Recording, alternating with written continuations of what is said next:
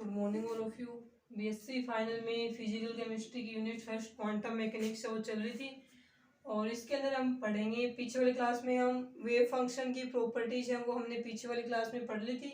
उसके बाद आज का अपना टॉपिक रहेगा पोस्टुलेट्स ऑफ क्वांटम मैकेनिक्स। ठीक है, यानी क्वांटम यांत्रिकी के जो अभिगृहित हैं वो हम पढ़ेंगे आज की क्लास में।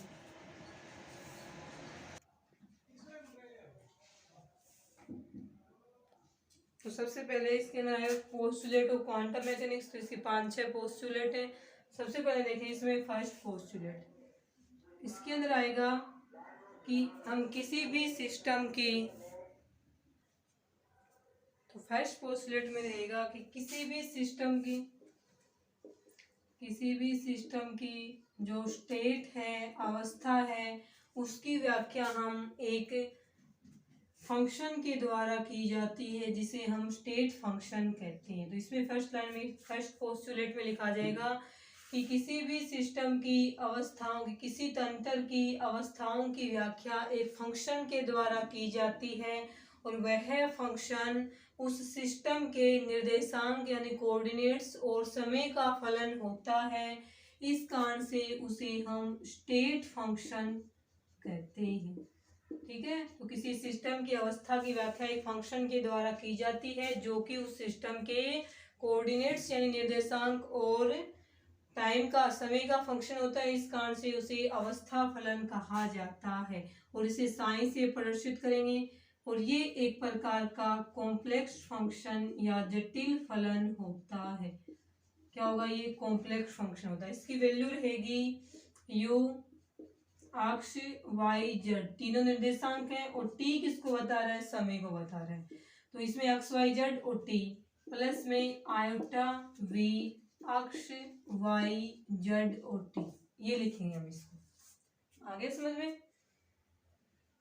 तो इसमें क्या लिखा जाएगा कि किसी सिस्टम की स्टेट की व्याख्या करने के लिए, किसी तंत्र की अवस्था की व्याख्या करने के लिए हम एक फलन का उपयोग करते हैं जो कि उस सिस्टम के निर्देशांक एक्स वाई जेड और समय का फंक्शन होता है। इस कारण से उसे अवस्था फलन कहते हैं और ये एक प्रकार का कॉम्प्लेक्स फंक्शन यानी जटिल फलन होता है।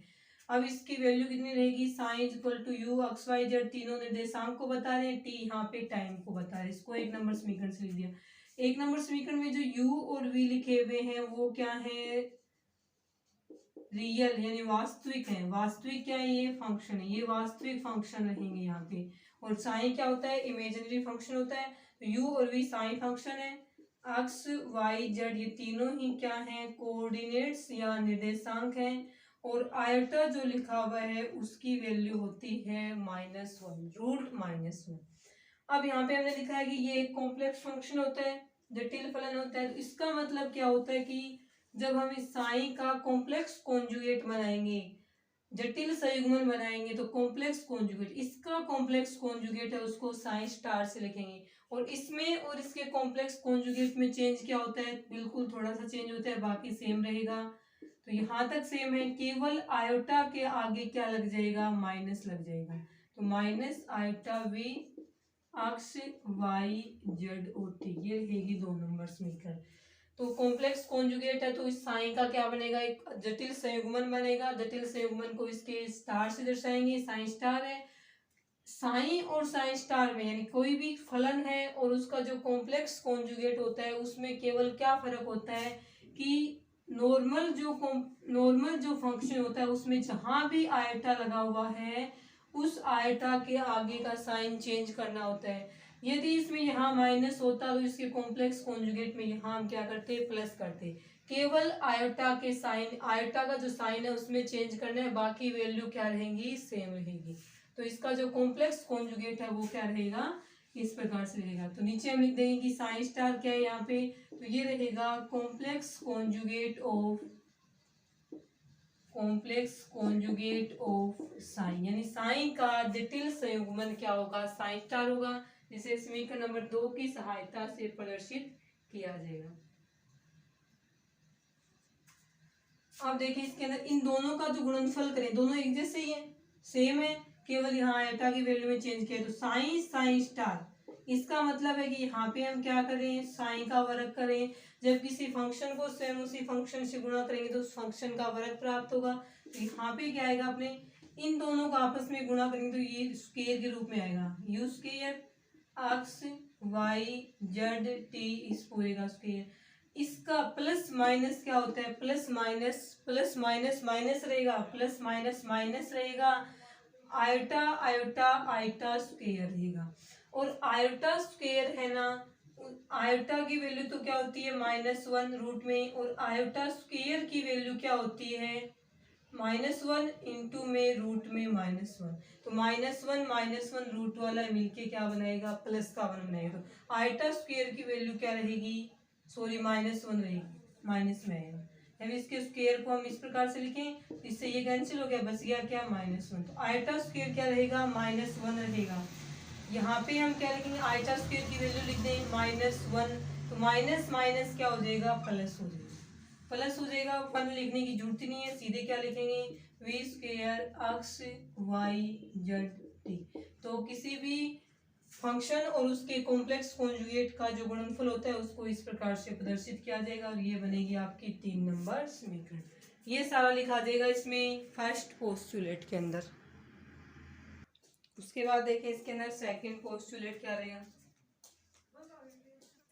किसी भौतिक प्रेक्षण योग्य कोई गुण है ए, कोई भौतिक प्रेक्षण योग्य गुण है ए, उसके मान वही पॉसिबल होते हैं जो कि आइगेन इक्वेशन की सहायता से निकाले जाते हैं। तो यहाँ पे लाइन क्या लिखी जाएगी, लाइन लिखें, किसी प्रेक्षण योग्य भौतिक गुण ए के वही मान संभव हैं जो कि आइगेन समीकरण से प्राप्त होते हैं।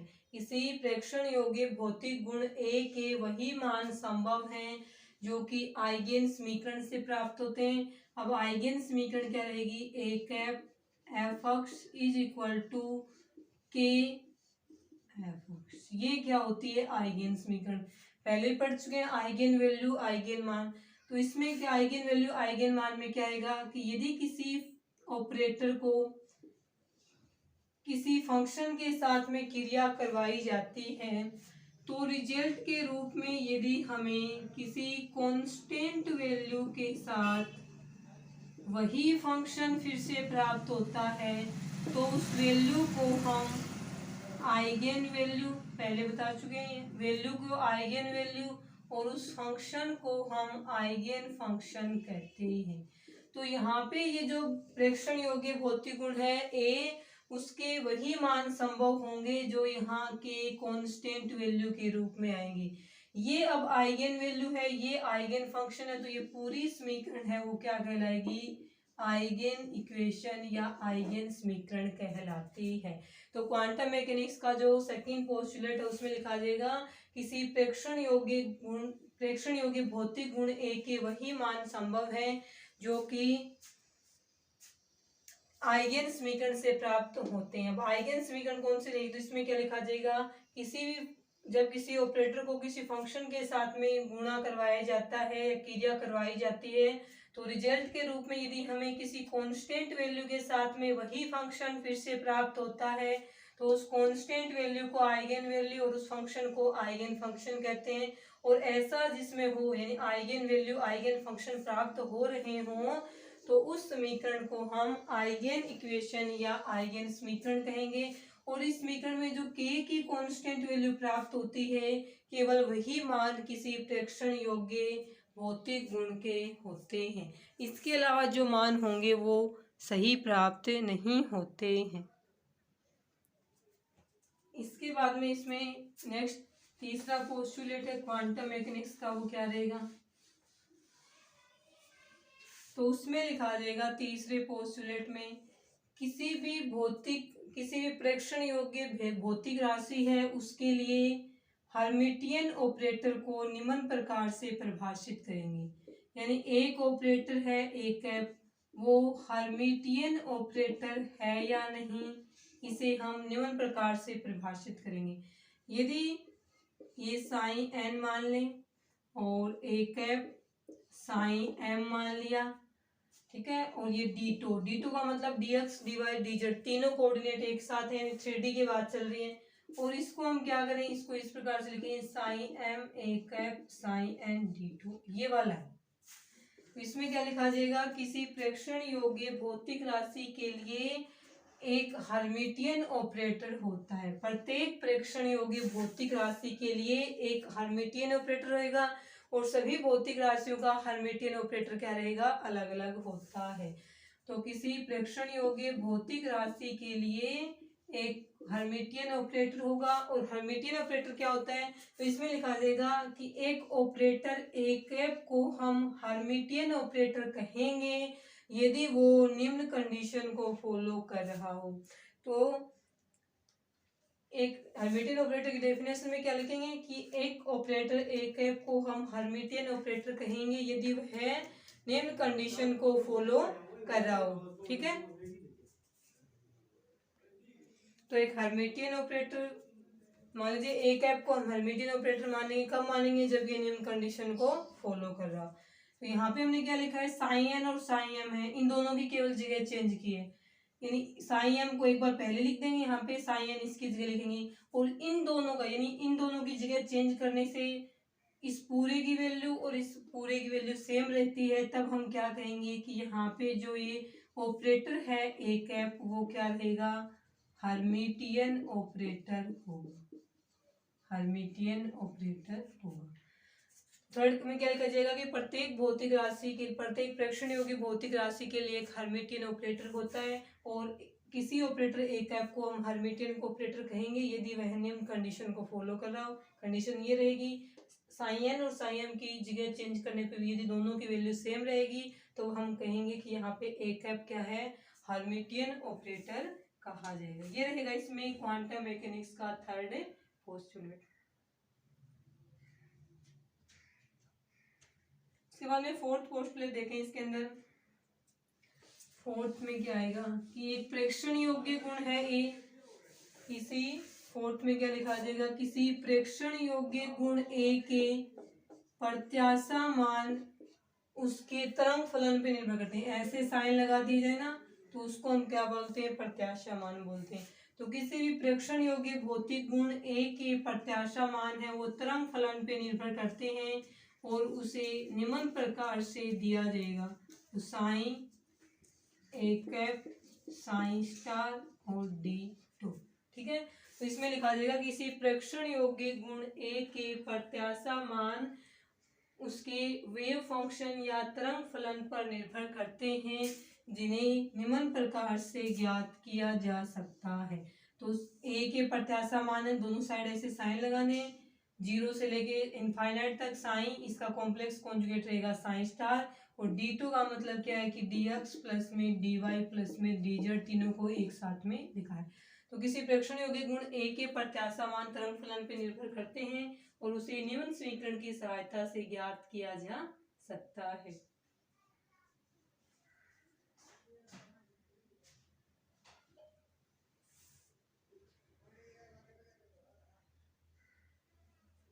उसके बाद नेक्स्ट पोस्टुलेट देखें,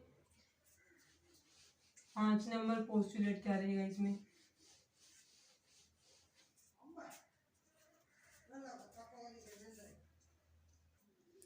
तो नेक्स्ट पोस्टुलेट में इसमें क्या लिखा जाएगा, किसी भौतिक गुण है ए, उसके मान है वो हम उसका वेव फंक्शन है वो हम किस प्रकार से लिखेंगे। ठीक है, किसी भी भौतिक गुण है, फिजिकल प्रॉपर्टीज ए है, उसका वेव फंक्शन लिखा जाएगा साइन CI/GI के साथ में लिखा जाएगा। यहाँ पे CI/GI का मतलब है कि भौतिक प्रेक्षण योग्य गुण ए है वो सिस्टम में अपना क्या बना रहा है, सेट बना रहा है। ठीक है, तो किसी भी भौतिक प्रेक्षण योग्य गुण ए के वेव फंक्शन को हम निम्न समीकरण की सहायता से प्रदर्शित कर सकते हैं। ये इसके आइगन मान है GI जो कि एक पूर्ण सेट है उसका फॉर्मेशन करते हैं। ये रहेगा इसका 5वां पोस्टुलेट। उसके बाद में आएगा कि जो क्वांटम यांत्रिकी की अवस्था है उसके विकास को हम श्रोडिंगर की जो तरंग समीकरण थी जो कि समय आश्रित टाइम डिपेंडेंट समीकरण थी उसकी सहायता से हम किसी भी सिस्टम के डेवलपमेंट या विकास को प्रदर्शित कर सकते हैं। तो किसी भी सिस्टम के डेवलपमेंट या विकास को हम श्रोडिंगर की जो समय आश्रित तरंग समीकरण थी उसकी सहायता से हम इसको प्रदर्शित कर सकते हैं। समीकरण रहेगी H psi equal to minus में H cut iota D psi upon में डी टी। अब इस समीकरण के अंदर डी टी, टी का मतलब क्या है, ये टाइम है, टाइम को बता रहा है। तो टाइम श्रोडिंगर की जो समय आश्रित या टाइम डिपेंडेंट समीकरण थी उसके ऊपर इसमें किसी भी सिस्टम की विकास की अवस्था को इसके द्वारा प्रदर्शित किया जा सकता है। समीकरण रहेगी ये वाले। ये थे इसमें क्वांटम मैकेनिक्स या क्वांटम यांत्रिकी के पोस्टुलेट्स। उसके बाद में नेक्स्ट टॉपिक अपना Schrodinger wave equation for hydrogen atom, यानी हाइड्रोजन परमाणु के लिए श्रोडिंगर वेव इक्वेशन है वो किस प्रकार से लिखी जाएगी। तो ये रहेगी श्रोडिंगर वेव इक्वेशन हाइड्रोजन परमाणु के लिए। अब इस समीकरण के अंदर इस समीकरण को 3 समीकरणों में विभाजित किया गया है। एक तो रहेगी इसमें फाई इक्वेशन, सेकंड रहेगी रेडियल समीकरण और थर्ड रहेगी थीटा समीकरण। ये तीनों समीकरण इस प्रकार से, डेरिवेशन नहीं है, सिर्फ इन समीकरणों को लिखना है। तो हेडिंग आपकी इस प्रकार से कि हाइड्रोजन परमाणु के लिए श्रोडिंगर तरंग समीकरण को लिखिए और उसको 3 समीकरणों में विभाजित कीजिए। तो ये रहेगी टोटल समीकरण और 3 समीकरण हैं फाई इक्वेशन, रेडियल समीकरण और थीटा समीकरण। ये रहेंगे आपके इस प्रकार से, इनको सीधे याद करना है।